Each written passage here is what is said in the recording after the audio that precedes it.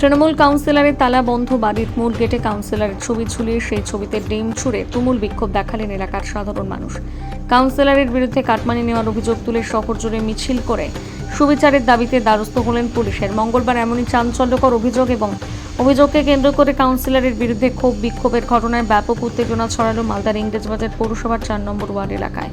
ওই ওয়ার্ডের বর্তমান তৃণমূল কাউন্সিলর রয়েছেন অশোক সাহা। মঙ্গলবার তার বিরুদ্ধে দোকানঘর বিলি বন্টন এবং দোকানঘর নেওয়ার নামে কাটমানি নেওয়ার অভিযোগ তুলে সরবন এলাকার সাধারণ মানুষ।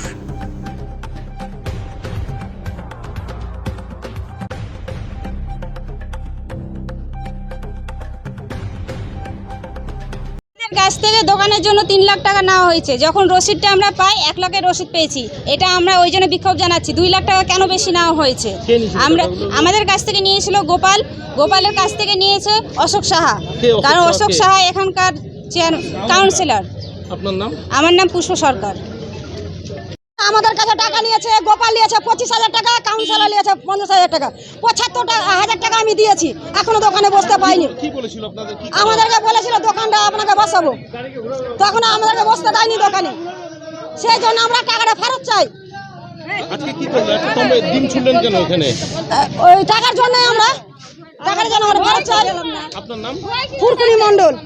আমাদের 4 নম্বর ওয়ার্ডকে নিয়ে প্রচুর আছে। গোটা 29টা ওয়ার্ড জানে, গোটা 29টা ওয়ার্ড জানে যে 4 নম্বর ওয়ার্ডে কাউন্সিলর ভোট থেকে শুরু করে কত রকমের দুর্নীতি এই অশোকবাবু আমাদের করে গেছে। আজকে যে বাজারে যে মহিলাগুলোর আজকে বাইট দিচ্ছে যে তাদের টাকা মেরে খেয়েছে, সেই টাকার জন্য তারা গত বছর লোকসভা ভোটের আগেও তারা কমপ্লেন দিতে গেছিল থানাতে কোনো রকমের কমপ্লেন নেয়নি। পাড়াতে ফ্ল্যাট করছে, ফ্ল্যাটের থেকে তার ব্যক্তিগত আত্মীয়র নামে ফ্ল্যাট দিতে হবে। আজকে বিক্ষোভের আজকে পালাবদল হয়েছে, গরিব মানুষের কাছে সাপোর্ট করছে, এলাকাবাসী সাপোর্ট করছে। আপনার নাম? আমার নাম বাবাই রাম, 4 নম্বর ওয়ার্ড বিজেপি।